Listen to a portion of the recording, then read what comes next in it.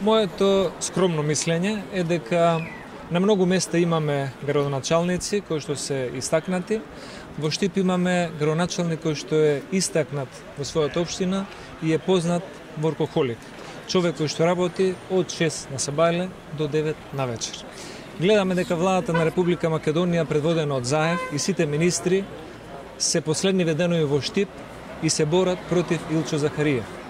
И Оливер Спасовски, и Никола Димитров, и министерот за земјоделие, и премиерот, и разни олигарси кои што се во Штип и околината влијателни со финансиски средства. Мојата прогноза е дека Илчо Захариев, како поединец, заедно со народот на Штип, ќе ја победи целата влада во недела и ќе имаме прилика да му честитаме.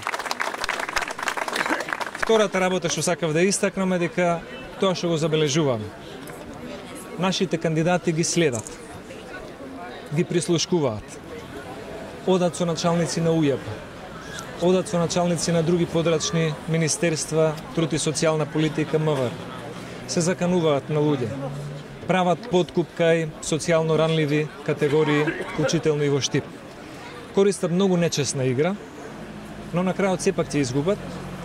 Ја користат цела влада, иако тие 3 години на народот и на државата и држаа предавања дека партијата треба да се раздели од државата. А сега гледаме дека цела една влада е дојдена во Штип да го победи Илчо Захариев.